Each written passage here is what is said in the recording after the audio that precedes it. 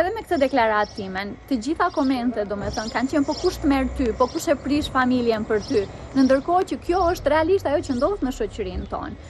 Qëllimi im kryesor me këtë deklaratë ka qenë të ngrejë çështjen, të ngrej në fakt në ajër çështjen e moralistëve, atyre që gjithë ditën shesin moral në rrjetet sociale, në jetën tonë të përditshme, në ndërkohë janë pikërisht këta njerëz ata që praktikojnë të njëjtat veprime, të njëjtat vepra, ato për të cilat unë flas. Kështu që absolutisht një person ban përgjegjësi për veprimet e veta, unë asnjëherë nuk thash që unë thash nuk mbaj përgjegjësi, apo ndihem në faj, a nuk ndihem në faj për një veprim të caktuar është çështje tjetër pastaj.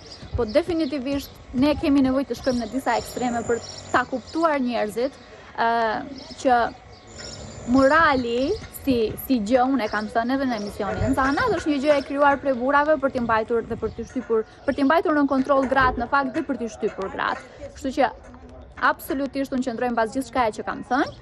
Në ndërkohë që moralistave ua kam dhënë një mesazh, ua bëra një replikë edhe dje në rrjetet sociale, që askush nuk po flet për fajin e burrit. Gjithkush po thot si mund ti t'ja bësh një gruaje tjetër. Askush nuk thot se si një burr mund t'ja bëj këtë bashkëshortes së vet, fëmijëve të nënës së vet. Jo, nënës së fëmijëve të vet. Se e thash gabim. Domethënë, askush nuk flet për fajin e burrave. Gjithmonë historikisht është folur për fajin e grave. Ka ardhur koha që pak t'i drejtojmë gishtat ka fajtorët kryesor. Një tjetër element shumë i rëndësishëm është edhe fakti se si burrat e prezantojnë vetveten në publik. Unë kam ngritur çështje të tilla shumë shpesh edhe në Facebookun tim personal për faktin që burrat janë në inboxin tim këta burra të martuar.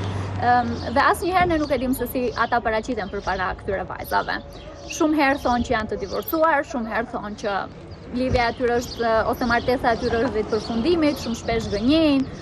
Kështu që është një sfidë tjetër për vajzat për të kuptuar nëse këta burra po thonë ose jo të vërtetën. Kështu që sfidat e grave janë të pafunda. Vazhdoj të them, faji është gjithmonë i atij qoftë burr apo grua që vendos të prish familjen e vet.